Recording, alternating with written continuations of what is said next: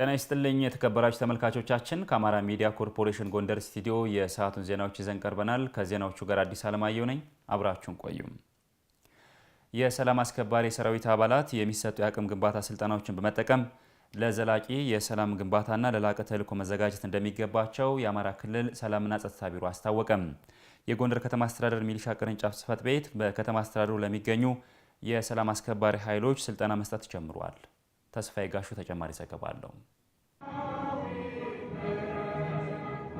የጎንደር ከተማ አስተዳደር ሚሊሻ ቅርንጫፍ ጽሕፈት ቤት በከተማ አስተዳደሩ ለሚገኙ የሰላም አስከባሪ ኃይሎች ስልጠና መስጠት ጀምሯል። በስልጠና ማስጀመሪያ መርሃ ግብሩ የተገኙት የጎንደር ከተማ አስተዳደር ሚሊሻ ጽሕፈት ቤት ምክትል ኃላፊ አቶ አግዬ ታደሰ ሰልጣኞቹ ዘላቂ ሰላም ለማስፈን በሚደረገው ሂደት የሚጠበቅባቸውን በመወጣታቸው አንጻራዊ ሰላም መታየቱን አስታውቀዋል። የጎንደር ከተማ አስተዳደር ሰላምና ጸጥታ መምሪያ ኃላፊ አቶ አለልኝ አለም የህዝብን ሰላም የሚያጸና የሰላም አስከባሪ ኃይል መገንባት እንደሚያስፈልግ ተናግረዋል። ሰልጣኞቹ ሰላምን ለማስፈን ላበረከቱት አስተዋጽኦ ምስጋና አቅርበዋል።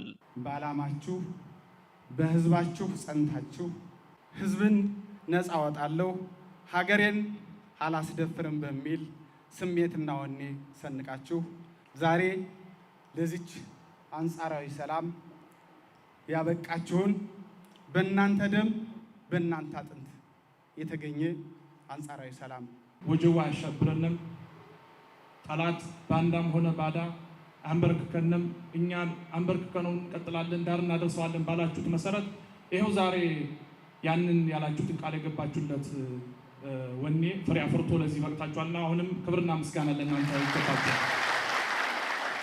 የሚሊሻና የሰላም አስከባሪ ኃይሎች ሰላምን ለማስፈን በሚደረገው ሂደት ሙያዊ ኃላፊነታቸውን በመወጣታቸው አበረታች ተግባራት መታየታቸውን ያስታወቁት ደግሞ የአማራ ክልል ሚሊሻ ጽሕፈት ቤት ምክትል ኃላፊ ገደቢ ኃይሌና የአማራ ክልል ሰላምና ጸጥታ ቢሮ ምክትል ኃላፊ በሪሁን መንግስቱ ናቸው። ሰልጣኞች ከአቅም ግንባታ ስልጠናው ያገኙትን እውቀት ተጠቅመው ለላቀ ድል ራሳቸውን ማዘጋጀት እንዳለባቸውም ምክትል ኃላፊዎቹ መልእክት አስተላልፈዋል።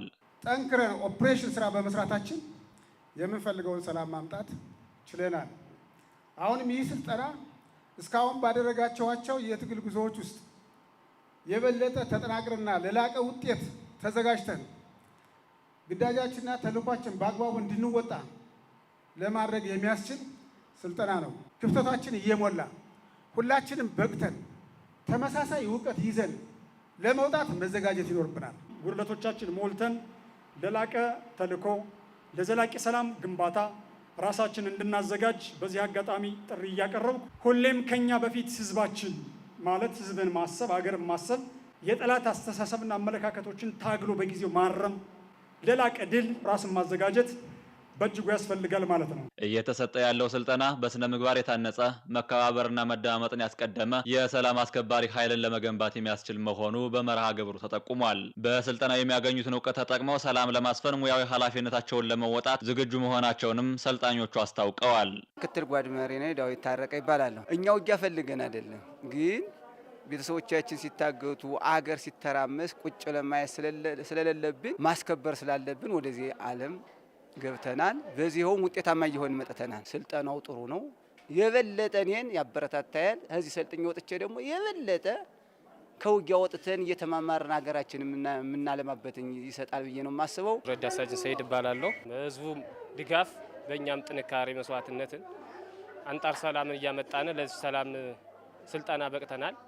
በይበልጥ ደግሞ ቀጣይ ነገ ደግሞ ለሀገራችን ትልቅ ስልጠናን ወስደን ትልቅ ታሪክ የምናመጣ ተስፋ አለኝ። የጎንደር ከተማ አስተዳደር ሚሊሻ ጽሕፈት ቤት ለሰላም አስከባሪ ኃይሎች የሚሰጠው ስልጠና እስከ ታህሳስ 14 2018 ዓ.ም እንደሚቆይ በስልጠና ማስጀመሪያ መርሃ ግብሩ ተመላክቷል።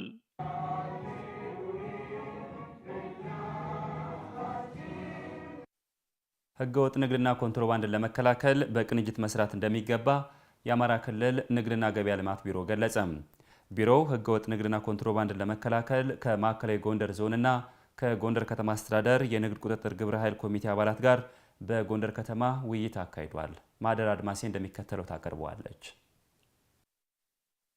የአማራ ክልል ንግድና ገበያ ልማት ቢሮ ህገወጥ ንግድና ኮንትሮባንድን ለመከላከል ከማዕከላዊ ጎንደር ዞንና ከጎንደር ከተማ አስተዳደር የንግድ ቁጥጥር ግብረ ኃይል ኮሚቴ አባላት ጋር በጎንደር ከተማ ውይይት አካሂዷል። የክልል አመራሮች፣ የጎንደር ከተማ አስተዳደርና የማዕከላዊ ጎንደር ዞን የንግድ ግብረ ኃይል ኮሚቴ አባላት በቀጣይ ሰሊጥ ምርት፣ እንስሳት ሀብትና ነዳጅ አቅርቦትና አጠቃቀም ላይ ትኩረት አድርጎ መሰራት እንዳለበት መግባባት ላይ ደርሰዋል። ኮሚቴው ቅንጅታዊ አሰራርና የተቋማት ሚና በማጠናከር ችግር ፈቺ የንግድ ስርዓትን መገንባት፣ አቅርቦትና የግብይት ትስስር ማሳለጥ እንደሚቻል የአማራ ክልል ንግድና ገበያ ልማት ቢሮ ኃላፊ ዶክተር ኢብራሂም መሐመድ ጠቅሰዋል። ህገወጥ ንግድና የኮንትሮባንድ ንግድ ባህሪያቸው አስቦበት ተዘጋጅቶ እንዴት እንደሚያመልጥ፣ እንዴት እንደሚሰራ፣ የት እንደሚሸጥ አስቦ የሚንቀሳቀስ ህገወጥ እንቅስቃሴ ስለሆነ ይሄን ልንፈታ የሚችለው ስርዓት ስንገነባ ነው። ተቋም ስንገነባ፣ ተቋማት ተቀናጅተው ሲሰሩ፣ የህግ ተጠያቂነት ስርዓትን መዘርጋት ሲችሉ ነው።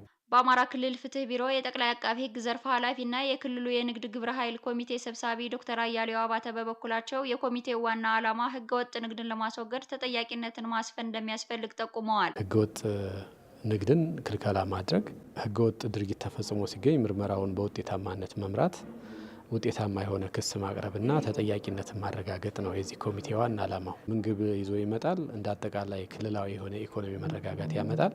ህገወጥ የሆኑ ነጋዴዎች ደግሞ እንዲቀጡ እንዲጠየቁ ያደርጋል።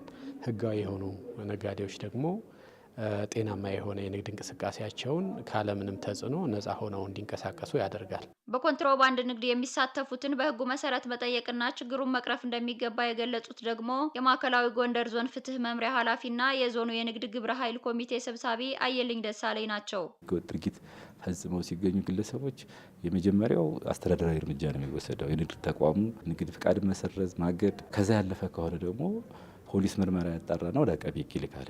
በዚህ ረገድም በርካታ ጉዳዮችን ከወረዳም እንደ ጎንደር ከተማም በርካታ ህገወጥ ንግድ ወንጀሎችን ራሱን ይቻላል አደረጃጀት አለ። የኢኮኖሚ ነክ ወንጀሎች የስራ ሂደት የሚባል አለ። እነዚህ ህገወጥ ንግድና ኮንትሮባንድን ብቻ የሚከታተልና ወንጀል ፈጽሞ ሲገኙ ደግሞ ወደ ፍርድ ቤት እያቀረበ የሚያስቀጣ የራሱን የቻለ አደረጃጀት አለው።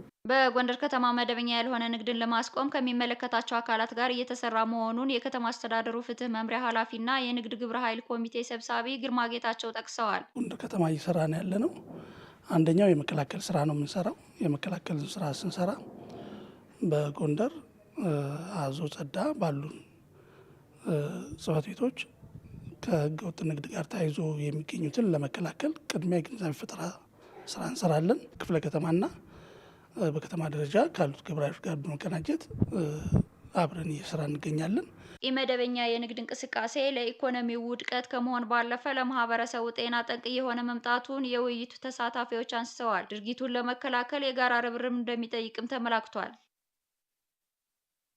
የጤና መድን አገልግሎትን በስኬታማነት ማከናወን የመሪዎች ቁልፍ ተልዕኮ መሆኑን በአማራ ክልል የወልቃይት ጠገዴ ሰቲት ሁመራ ዞን አስተዳደር ገለጸ። በዞኑ የማህበረሰብ አቀፍ ጤና መድን አገልግሎት የ2017 በጀት ዓመት እቅድ አፈጻጸም ግምገማና የ2018 በጀት ዓመት የንቅናቄ መድረክ በሁመራ ከተማ ተካሂዷል። ካምሳለ ሞኘ ተጨማሪውን እንከታተል።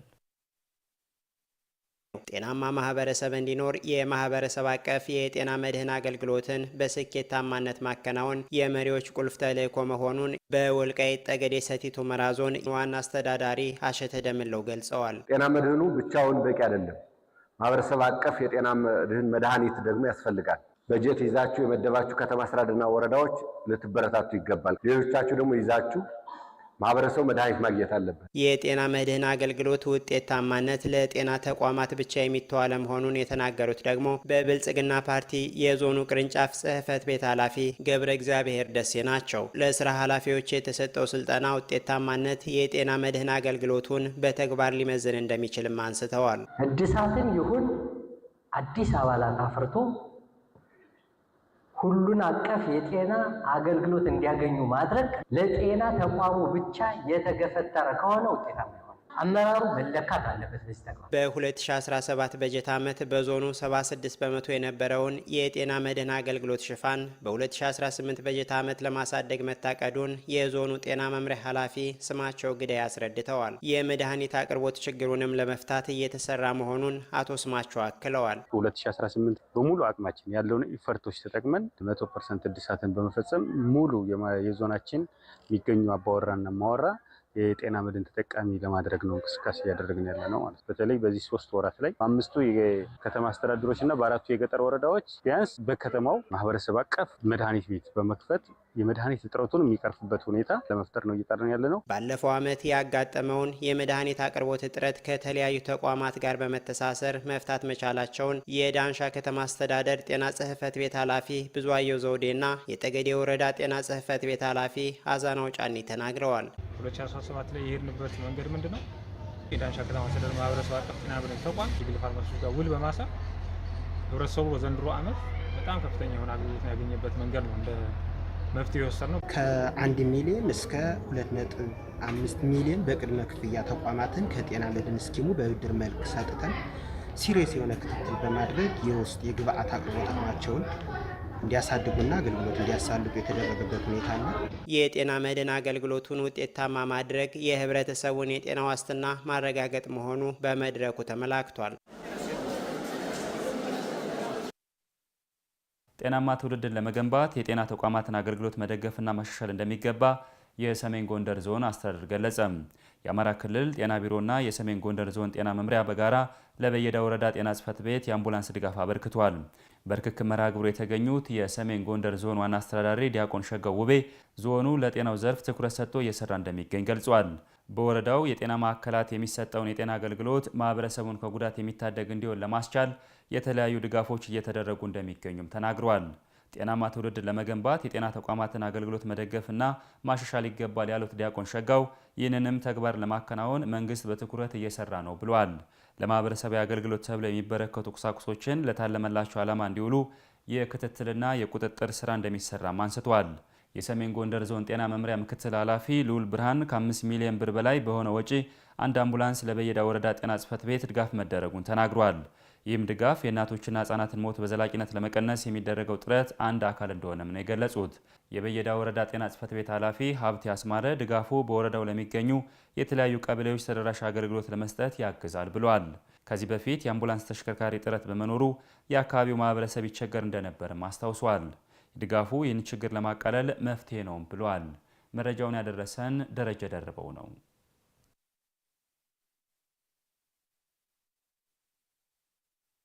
የተከበራችሁ ተመልካቾቻችን ከአማራ ሚዲያ ኮርፖሬሽን ጎንደር ስቱዲዮ የሰዓቱ ዜናዎቻችን የተከታተላችኋቸውን ይመስሉ ነበር። ከዜናዎቹ ጋር አዲስ አለማየሁ ነበርኩ። ጤና ይስጥልኝ።